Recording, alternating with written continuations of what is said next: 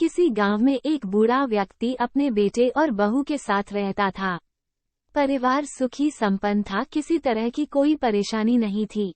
बूढ़ा बाप जो किसी समय अच्छा खासा नौजवान था, आज बुढ़ापे से हार गया था।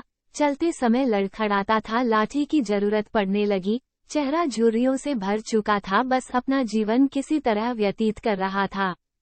घर में एक चीज अच्छी थी कि शाम को खाना खाते समय पूरा परिवार एक साथ टेबल पर बैठकर खाना खाता था।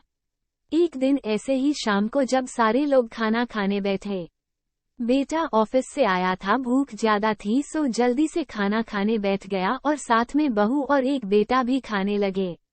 बूढ़े हाथ जैसे ही थाली उठाने को हुए, थाली हाथ से छिटक गई, थोड़ी दाल टेबल पे गिर गई।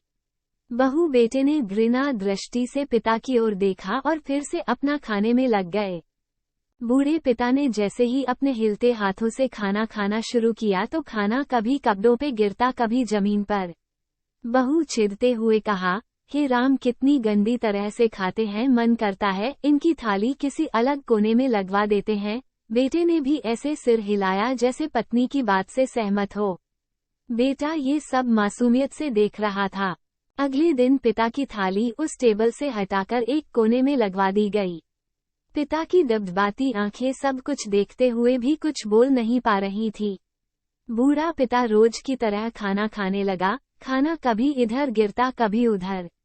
छोटा बच्चा अपना खाना छोड़कर लगातार अपने दादा की तरफ देख रहा था। माँ ने पूछा, क्या हुआ बेटे, तुम दादाजी की तरफ क्या देख रहे हो और खाना क्यों नहीं खा रहे?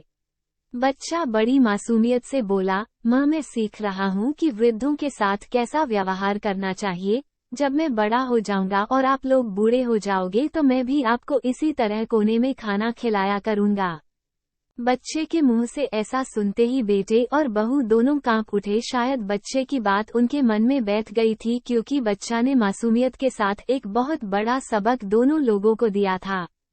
बेटे ने जल्दी से आगे बढ़कर पिता को उठाया और वापस टेबल पे खाने के लिए बिठाया और बहू भी भागकर पानी का गिलास लेकर आई कि पिताजी को कोई तकलीफ ना हो। नीति माँ बाप इस दुनिया की सबसे बड़ी पूंजी हैं। आप समाज में कितनी भी इज्जत कमा लें या कितना भी धन इकट्ठा कर लें, लेकिन माँ बाप से बड़ा धन इस दुनिया में कोई नहीं है। यही इस कहानी की शिक्षा है।